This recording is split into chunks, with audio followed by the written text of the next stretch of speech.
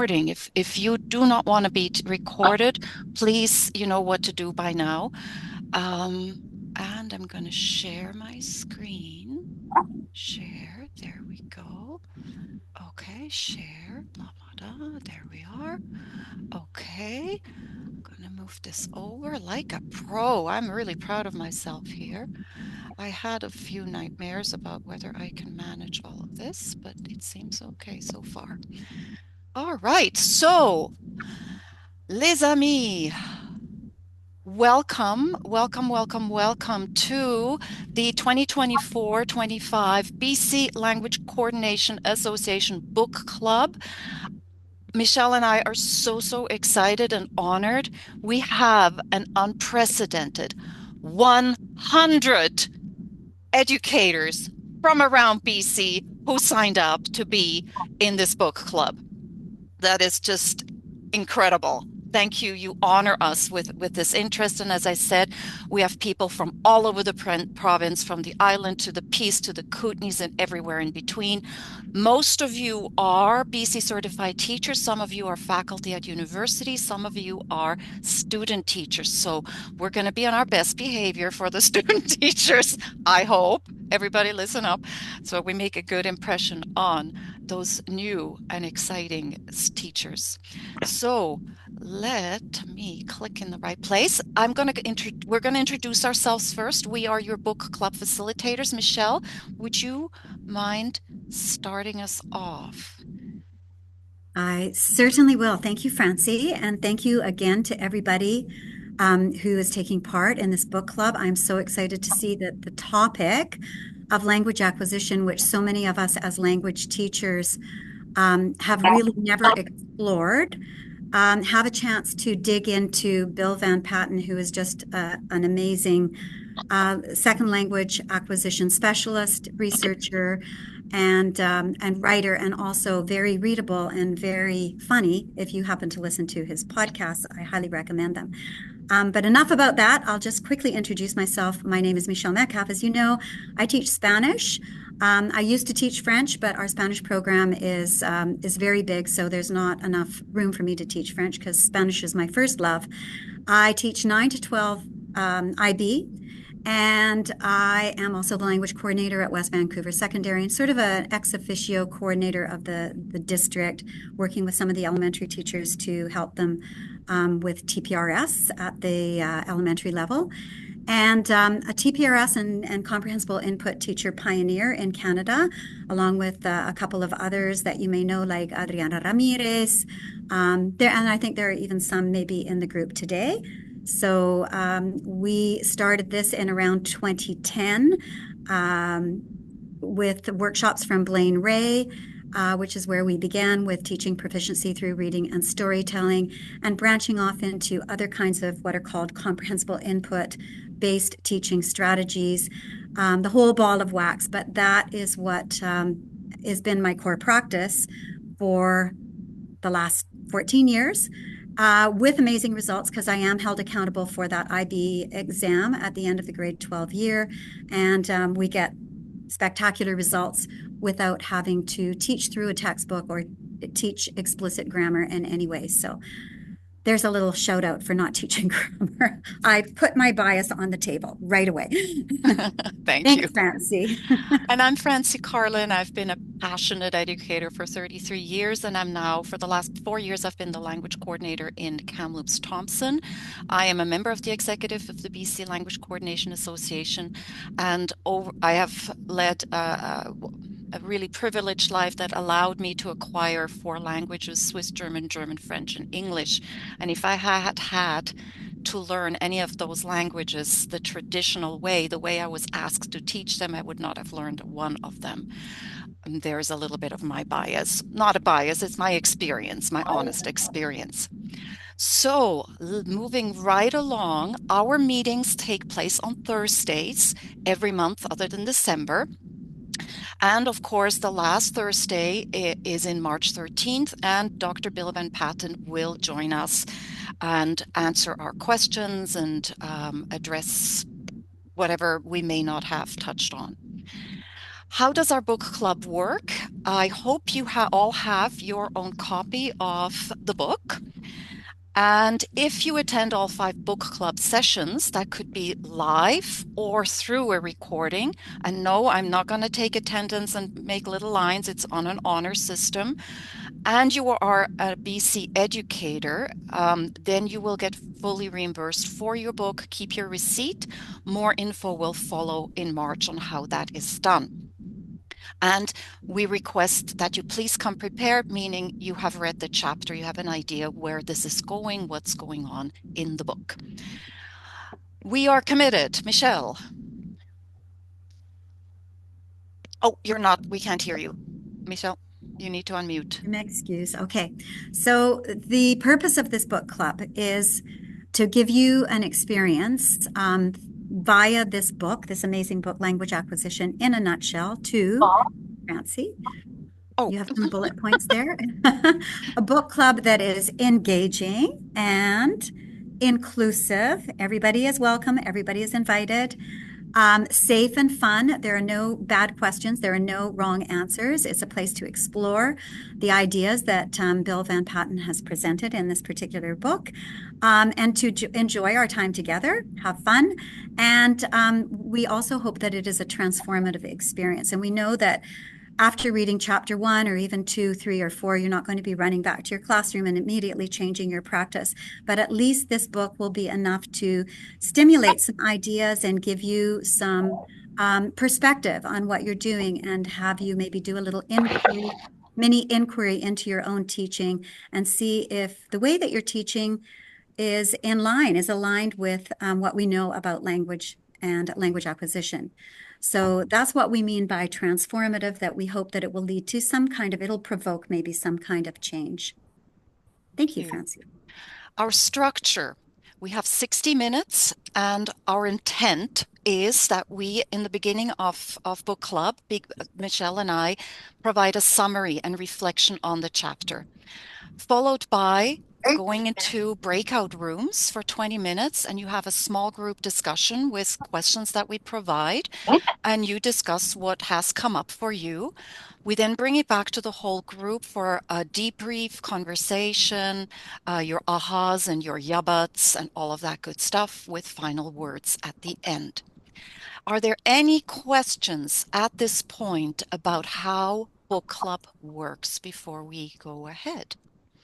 And you can raise your hand or madly wave at me. I may not see everybody on my screen, so waving may not work so well.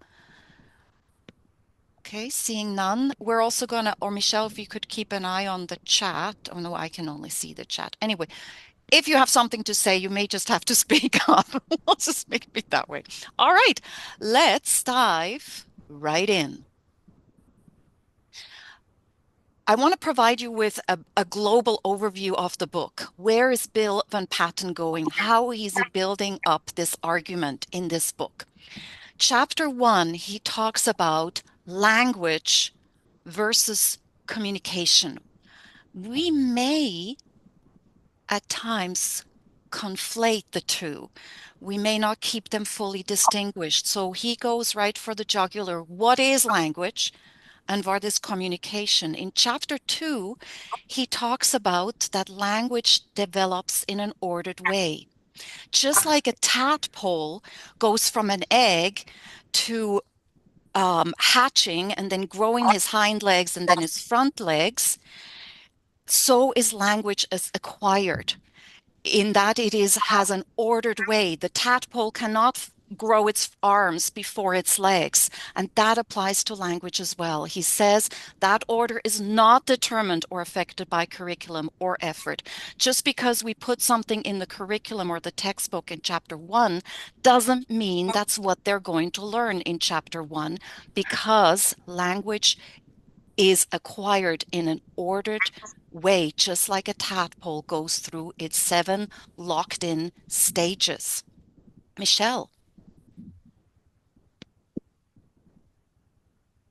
and you need to unmute. Yeah, I am. And somebody has asked if we Oh, could mute everybody. I think you have that power, Francie. I'm not sure if you're getting feedback because of the room that you're in with. other people, Getting a little but bit we're of getting some feedback. feedback. Okay. So if you could just Oh, let me see here. mass Okay, mute. good. I will try. Can't promise anything. But Michelle, why don't you go for Okay, chapter so three?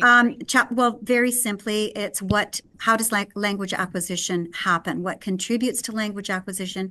How do these stages, how are they developed? What are the ingredients that are necessary for language acquisition to take place? And then, of course, what are the implications for teachers in a classroom? Those are some questions to explore. And Francie. Thank you. You want to go for number four? Sure. And he also makes a point, and I sort of suggested this in my little intro, that we have to look at the difference between implicit versus explicit learning. And one of the things that will come up over and over again from chapter one and beyond is that language acquisition is an implicit process. That is, it is an unconscious process. It's like breathing or your heart beating. You're not in control of it to the extent that we may think we are as language teachers in a classroom. Many of us, I think, have been trained or have experienced explicit language learning where we learn vocabulary lists, we learn how to conjugate verbs, we learn what we think are patterns that Bill Van Patten actually suggests do not exist in reality, in a psychological reality. And so when we look at language acquisition, we have to see that it is, in fact, an implicit process, and that has implications for how we're going to teach it. I'm Merci done. beaucoup. Thank you. If I had to summarize Bill Van Patten's thesis in one statement, it would be this. Language is too abstract and complex to teach and learn explicitly.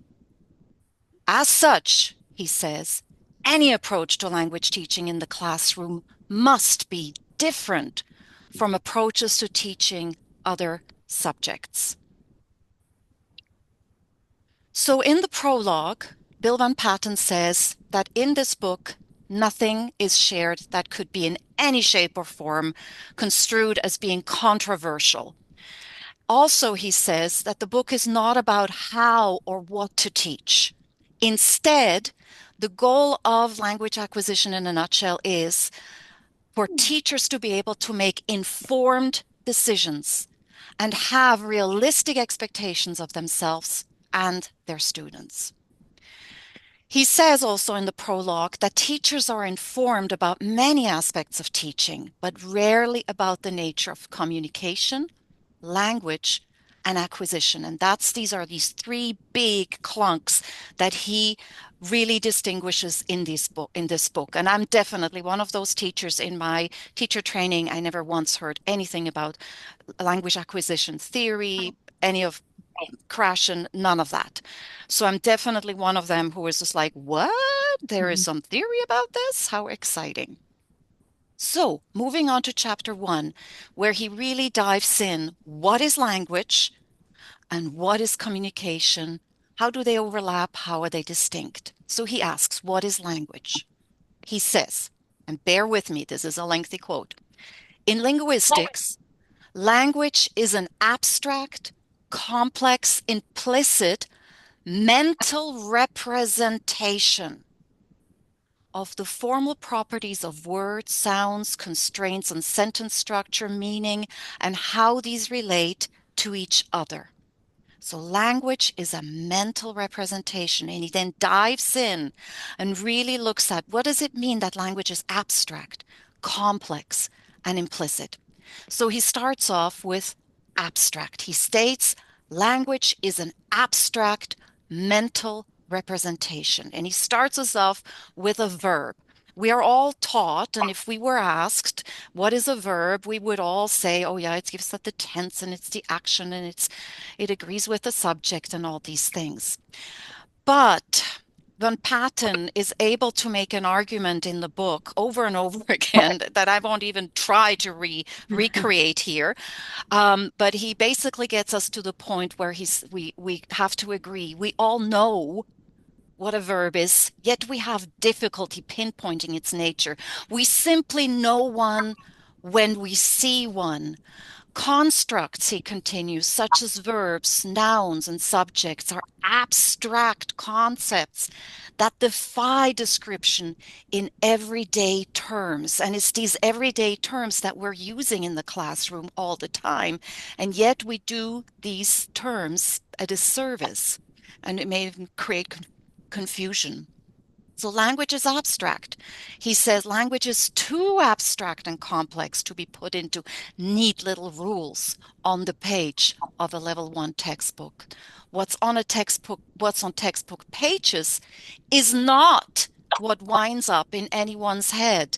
As such, rules aren't psychologically real. Michelle, you can elaborate on that. Well, I think it's actually quite clear in the context of the previous quotes here is that when we try to teach students a language through conjugation of verbs or learning different tenses or memorizing connecting words or memorizing lists of vocabulary, um, that is not how the language is acquired, and it's very piecemeal in the way that it's acquired. And what we think are rules, they actually don't exist because the language is being acquired in its interaction, as um, Francie previously had displayed, that interaction between the sounds of the language, between the context of the communicative situation, between the words, between the morphemes, between so many different things are interacting and interplaying with each other that we can't uh, tear that apart and say that these are the rules that govern language in the way that it is acquired, because that is simply not the way it happens. It's far too abstract for us to explain the any number of rules that we could even try to imagine as an explanation for language acquisition. Thank you. Thank you, Michelle. So how then do we learn a language? In chapter one, he says every learner of a language must build an abstract representation of the language being learned over time. And that representation can't be found in textbooks. And here, Bill Van Patten gives us a glimpse into the future, where he's going with the book, where he's going to make a strong argument later on.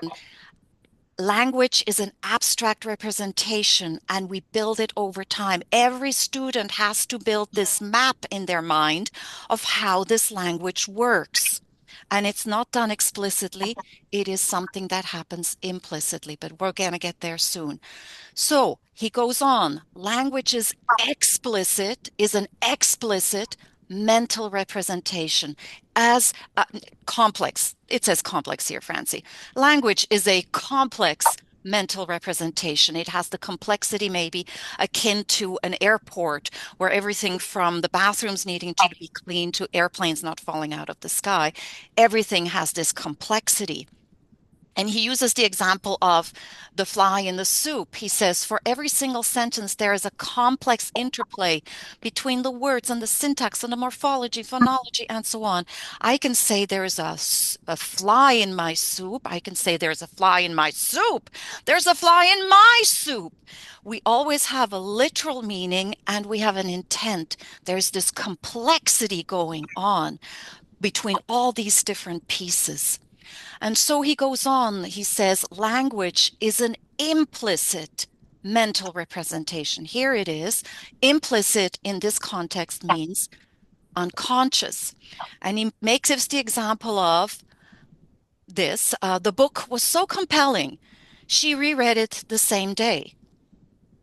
Versus, she petted the dog, and when it wagged its tail, she repetted it. We all know that the first sentence works. We can say reread, but repet, we all know is like, that sounds weird. I don't think you can do that in the English language. You have to find a workaround. That is that's an example. This is an example of our implicit knowledge of language, that some things work, some things don't work. We often demonstrate implicit knowledge by demonstrating both what we know is possible in a language and what is impossible even though we can't say why. We may not be able to put our fingers on it. We don't have the, PhD in linguistics to explain it, and yet we just know this works and that doesn't. So we're moving towards the end of the chapter. He has now, he's now introducing the term of communication. Language, he says, can form a part of communication, but it is not equivalent to communication. Aha, so they are distinct things. They're not synonymous. He defines, Michelle, would you read the communication Yes. definition? And I would like to gesture this because I have learned that gesturing is a very powerful way to remember concepts, to remember vocabulary. I use gesturing a lot in my class, and I've learned that gesturing this definition is very powerful. So you might want to join me. Communication is the expression, and the interpretation of meaning in a given context for a purpose. So that again is different. We can use language in order to communicate. When we acquire language, we will then ultimately use that language in order to communicate, but they are not the same thing. So, Francie. Thank you. I see Anne has her hand raised. Anne, if you want to unmute yourself, and we need to keep it super short Yeah. because There we're was already something over. I could have done this in the breakout room, but I just remember reading repeated, and it made sense to me. Like if when we taught elementary school, kids are inventing language even in their own language. So repeated is something you might hear with the younger ones and with my foreign students. Absolutely. That's all I was going to say. Thank In terms you. Thank you, Anne. Absolutely. Yep. So, in a nutshell, this is the book in a nutshell. Language is a mental representation. I think of it like a three-dimensional map in the brain that we don't even know we have. Language is a mental representation. It exists in our heads. It is abstract, complex.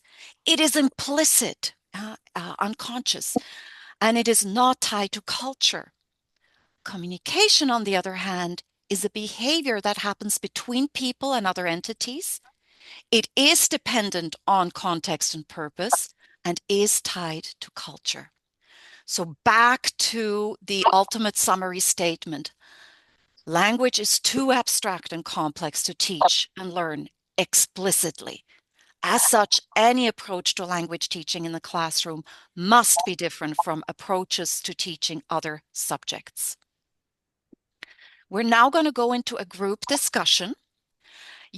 When you get into your groups, you will be groups of 4 to 5 people. In those groups, you will appoint a leader who facilitates the conversation.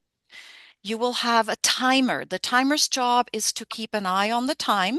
Okay, so we have whatever we're going to have, about 15 minutes or so, and making sure that everyone in the group gets about this equal amount of airtime, gets to express their thoughts. Everyone is invited. Yeah.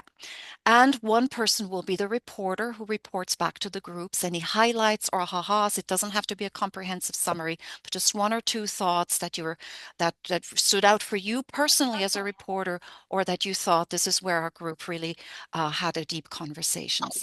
You have 20 minutes, but we don't have quite that much time, so we're going to cut it to 15. Michelle, do you think that's okay? Okay, we're going to give you 15 minutes, and I'm going to give you the questions now. And I invite you to take a picture with your camera of those questions once they're all loaded. So we're four questions. In your group, discuss language is too abstract and complex to teach and learn explicitly. What are the implications of BBP statement? Do you see yourself as a language teacher or as a teacher of communication using another language? What is the difference between the two? Language teacher versus teacher of communication. 3, to what extent do you think it is important that learners develop an implicit, unconscious system of language as opposed to an explicit system? And lastly, in your book on page 27 are beautiful questions called Considering the Classroom. There are 4 beautiful questions. Choose any of those. You're not likely going to get into depth with all of those questions, so pick and choose which question intrigues you, what will help you in your work. And this would be a great time to take a picture of those questions so you have them in front of you. And in the meantime, we have, now is my time to bring out my math. Sorry, Francie, could you go back 2 slides just for a moment? Yep,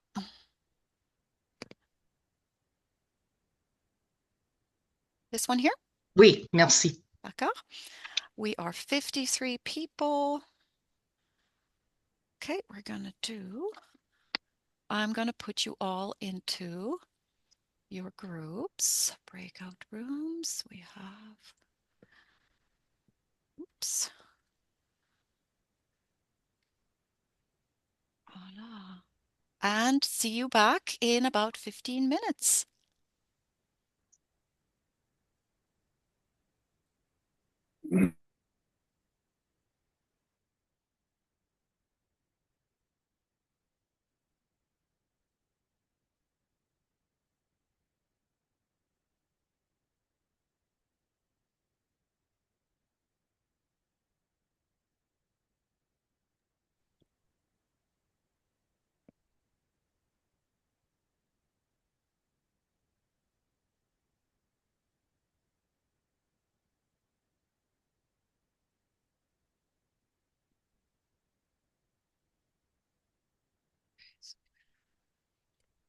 Talk 20 minutes.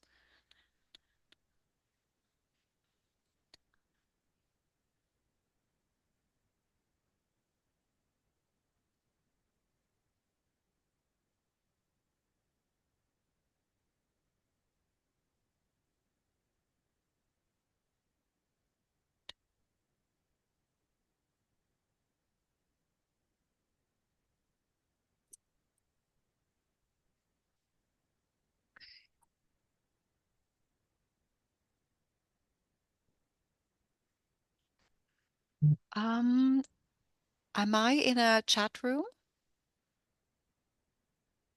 with iPhone 158, Barbara and Landon? Yeah, look at that. I didn't think I was going to be in a room. I'm sorry for that. I don't want to stand in your ways, but Francie, I just joined the call about 1 minute ago, so I'm okay, not. That okay. might be why we're together. I'm not Aha. sure what going on because I just arrived. Okay, no problem. Barbara and Landon, do you hear me?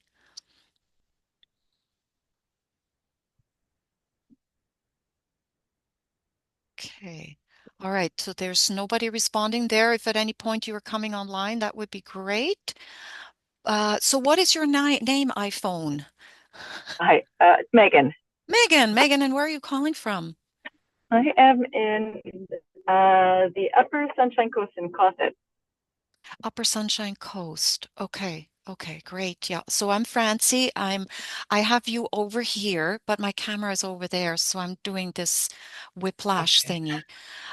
Are you able to, it looks like you're driving. I am. Yeah. Okay. I was just planning to listen in, so um, yeah. But Okay, so let me see what I can do. Okay, so iPhone. This is my first time doing breakout rooms. I've been in bazillion breakout rooms, but I haven't facilitated them. Just,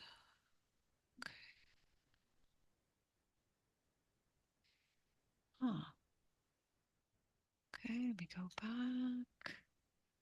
Okay, no, okay, assign to. Okay, I'm gonna assign you to another breakout room. okay. Just, I'm gonna put you.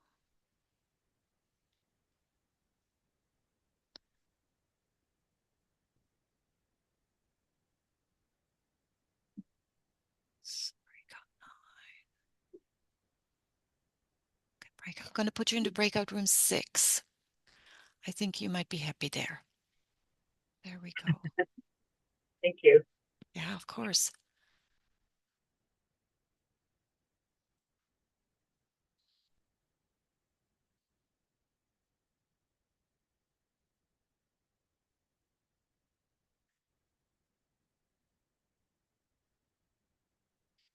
Landon, can you hear me? Okay.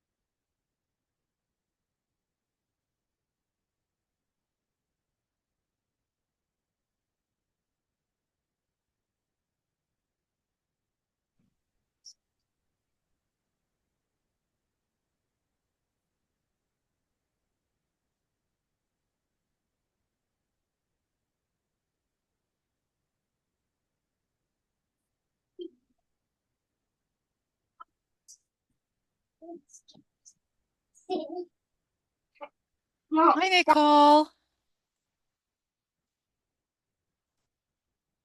Hi, Sorry, I'm Nicole. here now. Hi, Hi. Are you just joining us? I am just joining you. That is perfect. So they are in breakout rooms. Oh, okay. I was like, where is everyone?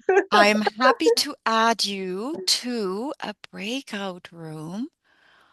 And of course, yeah, you'll be just fine. Let me All see, right. breakout room. I'm going to put you into, there's one with only 3 people. So I'm going to put you in there, breakout room 4.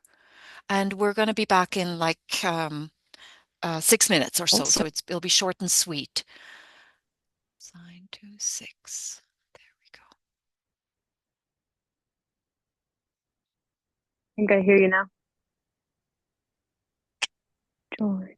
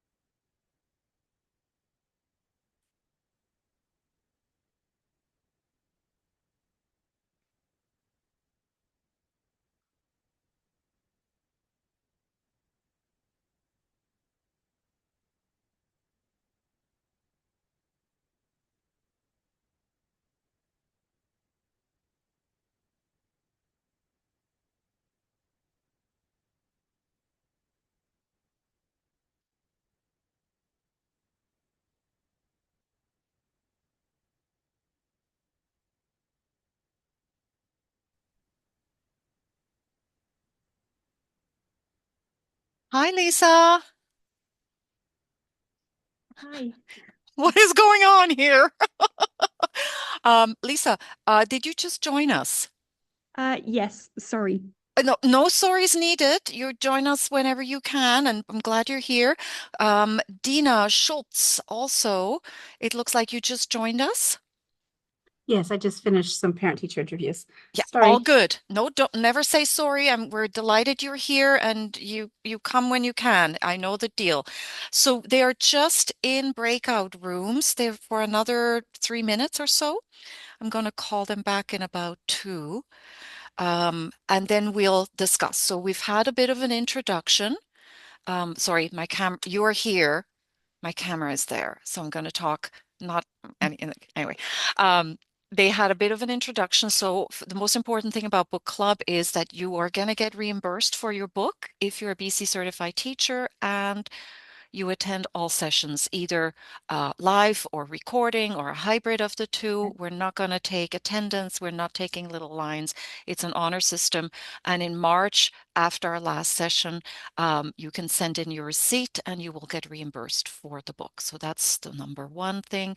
And then Michelle and I provided sort of a summary of the prologue of the book and the chapter one. And we then gave teachers and they're mostly teachers. There are some university faculty, some student teachers. There are over 100 people who've signed up, which we've never heard of.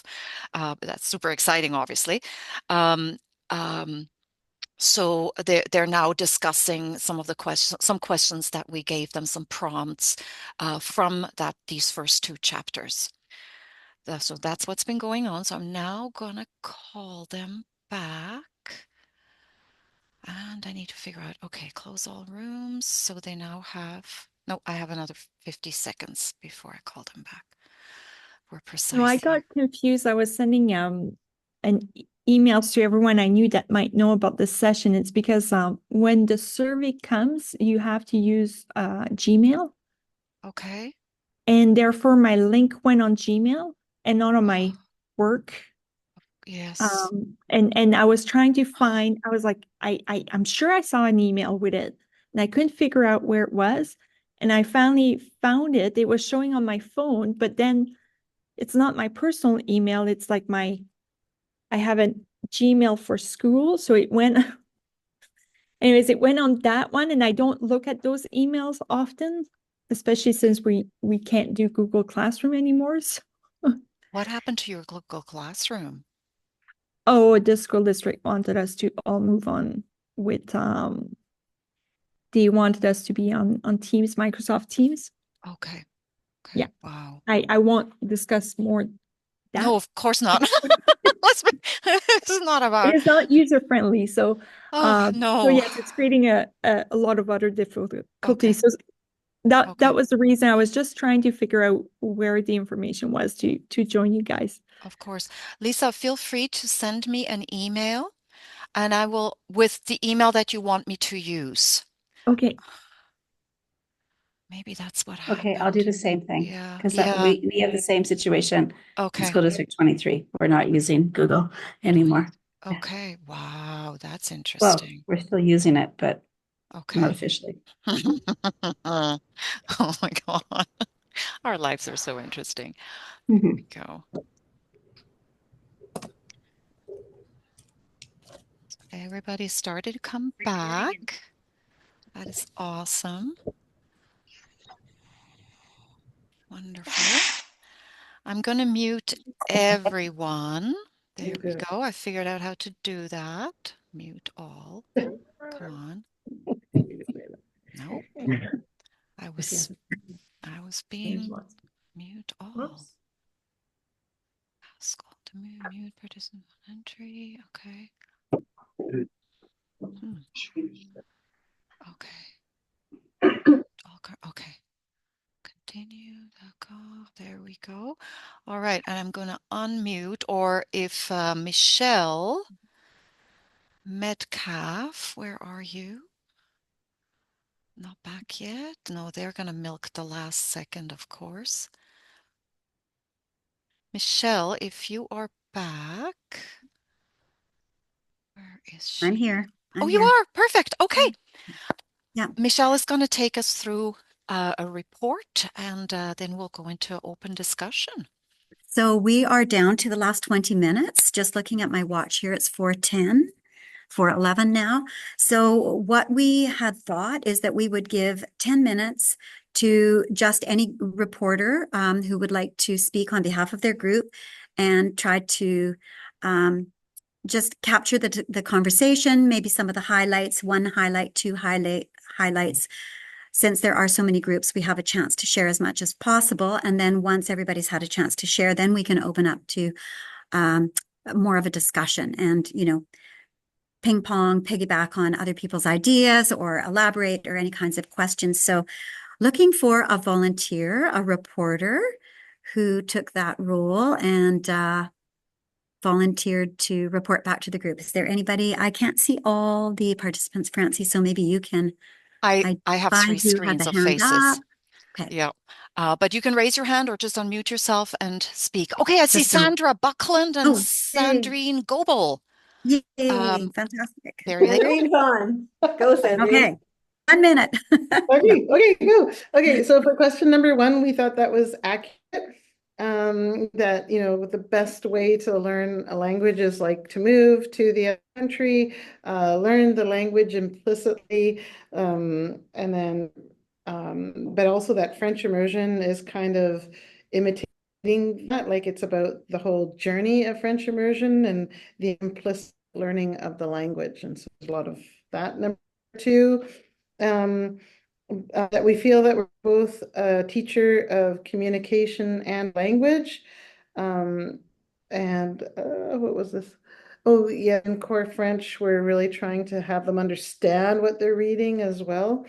And communication allows for language acquisition. So we're thinking about the AIM program and that you're using more gestures and how in using the gestures, that's going to help the language acquisition and make you more comfortable in the language.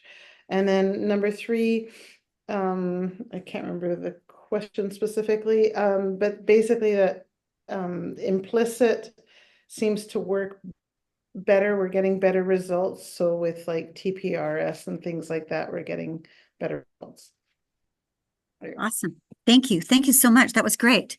Any other volunteer to report out on group's discussion?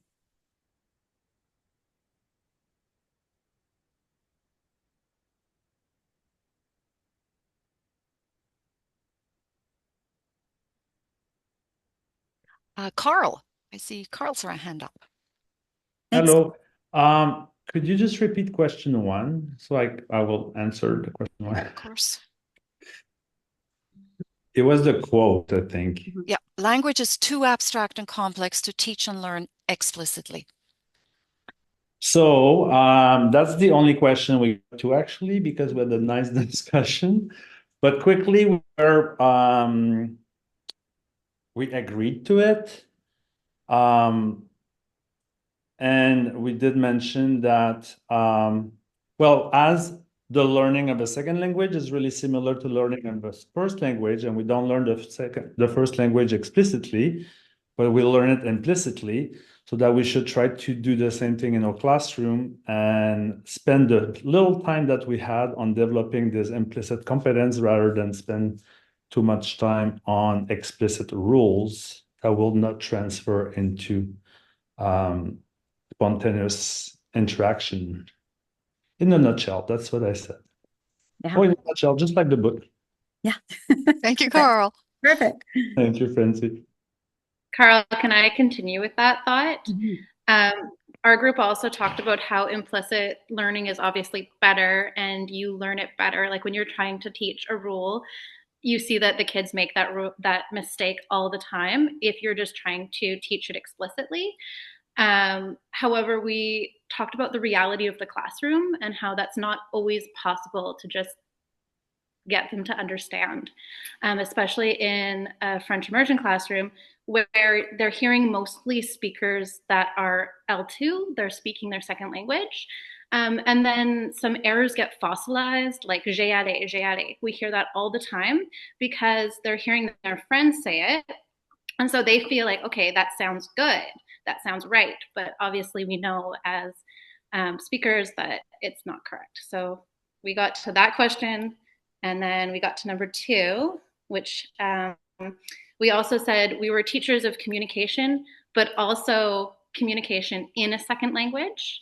And that's kind of different than just communication in general. And I added to that at the end of the chapter, the author was talking about culture and how he didn't think that maybe you had to teach about culture. But I want to contradict that and say that he was also talking that communication is for a purpose.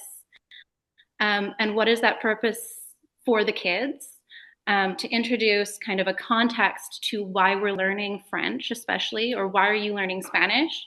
I think that's kind of the basis for second language learning. Why are you choosing to learn it? And that cultural piece might be actually pretty important for them. Not part of language itself, but a background for teaching it. Thank you, Tracy. That was great. Thanks. Any other report outs?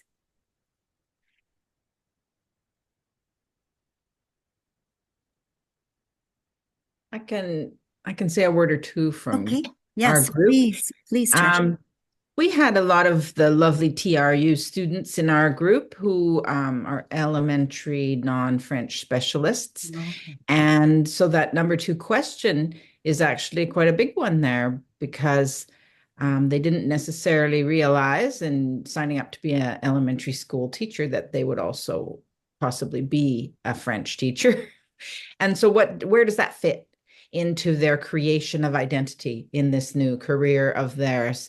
Can they do the job without identifying as that role?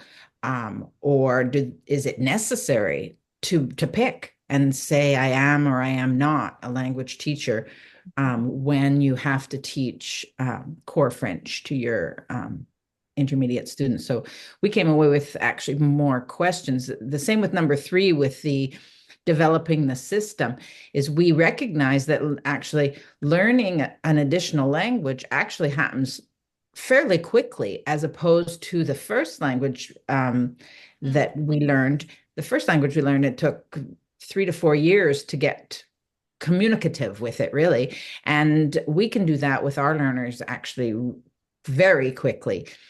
But what we need to do is reread, and we need to read ahead in the book to be looking at how the additional languages kind of piggyback on the learnings of the primary language. So we want more information and we want to dig deeper. We're ready to go. It's so good.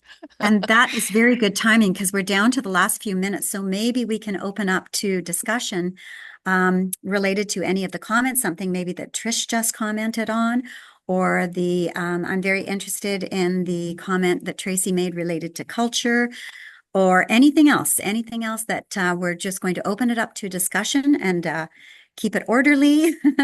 So feel free to unmute yourself and put your hand up because we're down to the last 10 minutes.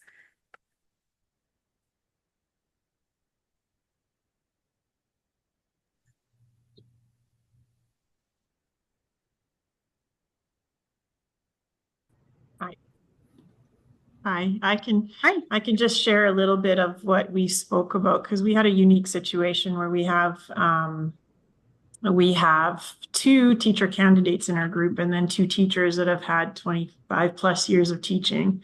And so two different perspectives. And mine started off as an elementary teacher to now being a high school teacher with languages. And Carmen is a teacher, the reverse.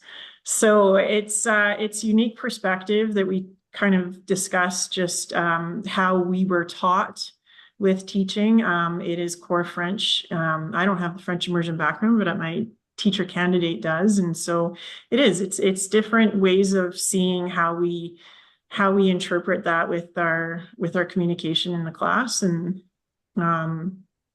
it's we are aiming to be more implicit through stories and through communication, through conversations that we have. But sometimes we have the pop-up grammar and just as Tracy mentioned, the correction on the things we hear, we want to kind of jump in and correct sometimes still too. So yeah, good discussion. Awesome. Thanks for sharing that, Brenda. Yeah, thanks. We mentioned the pop-up grammar too in our group discussion. The pop-up grammar came again as a way of, just feeding in a little tiny bit of that more explicit thing, but just you mention it. It's a, 5-second, 20-second explanation, and then you move on just to draw attention. You sort of move into that explicit zone out of your more implicit subconscious kind of teaching. So yeah, we brought that up as well. Any other comments related to culture, identity as a teacher? I think that was a really interesting question. I see Lisa raised her hand. Lisa, yes. And we have, nope, just Lisa. Lisa Dreher, yeah.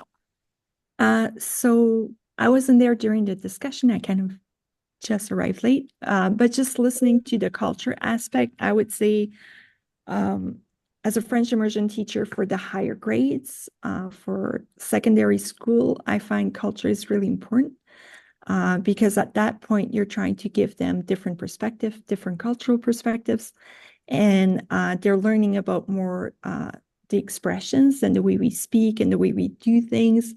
And there are some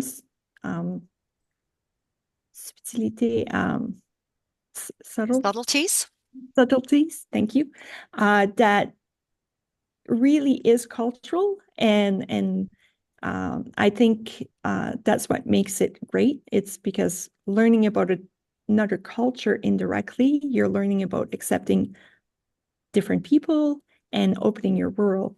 And I think you can't really just, if you don't add that as a teacher, then I think you're missing out on the whole thing. Is we're supposed to live together. And I always say to kids, I say, it's for English and French people in Canada to better understand each other. That was kind of one of the big components of French immersion. Is not just the language aspect, is to understand the other side. So it kind of, for me, it totally is integrated. And just to follow up on that comment, it's very integrated into our curriculum as well. So it's not, traditionally it was very much of an add-on, and teachers would say, well, I don't have time to teach culture. And I think there is a new perspective about the significance of culture and trying to embed our language in some sort of cultural context. And I think that Bill Van Patten is actually saying that it is possible that language acquisition isn't dependent on culture, that language acquisition as a mental process and building that mental representation is not culture in and of itself. And I think he's trying to help us to understand that the process of acquiring the language and constructing that mental representation in the brain is not related to culture. It's like breathing. It's an implicit process that is a human process and is not in itself is devoid of culture, just as a process. So I think he's trying to help us to keep those ideas separate so that we can have a clearer understanding of the acquisition process. In the classroom, I think we have to look at our identity, that I think Trish was talking about. That's a really good question for those teachers who are not trained in French or who don't have a Francophone background or haven't studied the language. And then also Tracy's comment and yours too, Lisa, about the importance of bringing that culture, because what is the purpose of our teaching the language or having our students acquire the language? It has to be for a bigger purpose in our education system. Yeah, Lisa, did you have your hand up? Or Natalie has a hand up. I see Carl again. Yeah, I'm not sure in what order. Francie, maybe. Let's go with Beverly, Natalie, and Carl. Okay. I think their hands up were before mine, but that's okay. I don't have that much to add. I just wanted to say, yes, Michelle, that I agree with what you were, because the question that Tracy posed is one that I was thinking about while reading as well. But I do think the point is just to try and separate those two for us. I'm not sure that it's as helpful as it was perhaps intended to try and separate those two. Because if we're talking about how, we learn languages implicitly, culture is a part of that implicit understanding of a language. Like we cannot, I don't believe, truly separate those two things, because even what Van Patten is talking about in terms of implicit understanding is half the time culture. Like it's in the ways that we communicate in certain contexts, etc. So I understand the separation and the intent of trying to separate them, but I think that there's an inherent kind of flaw in that argument. I think it's just probably unfortunate that it was kind of thrown in at the end of the chapter. I agree. And this is something we can bring it's to kind him of what in you walk March. away with. Yeah, exactly. But I fully understand, like what And he's trying to do in terms of separating that you language. may have noticed that we have omitted that part in our summary. But it was the elephant in the room. I'm glad you all brought it up. Natalie.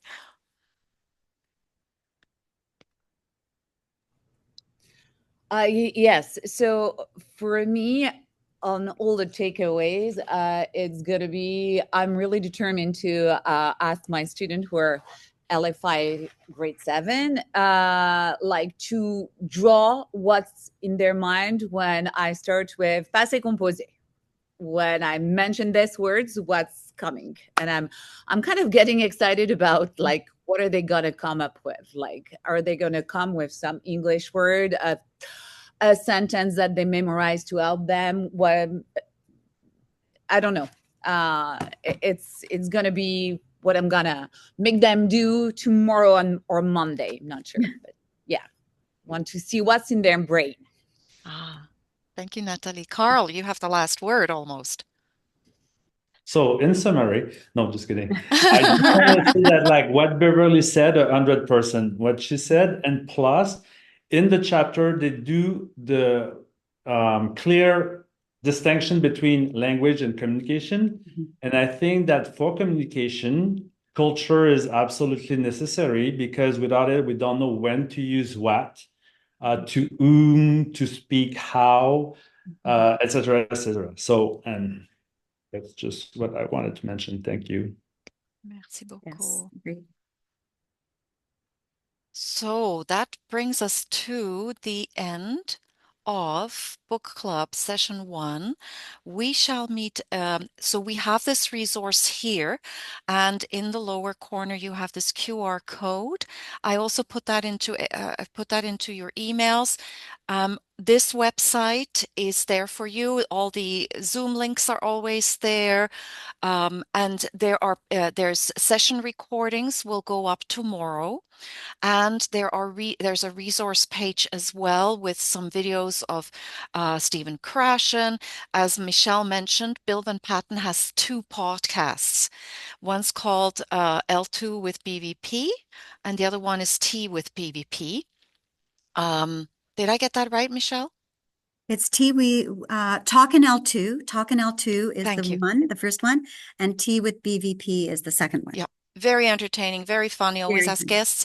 Links to these podcasts are on this resource page here for you to access. Of course, everything is free. There's some other resources suggested. So by all means, take advantage of that. We shall meet again Thursday, November 28th. That's after the Delphi exams for those of you who do those. Chapter 2.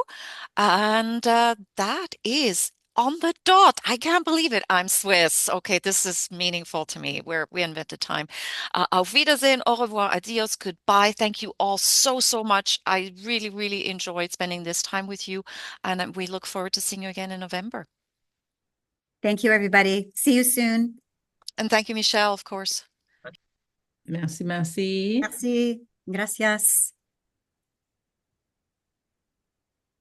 Muy bien. Muy bien.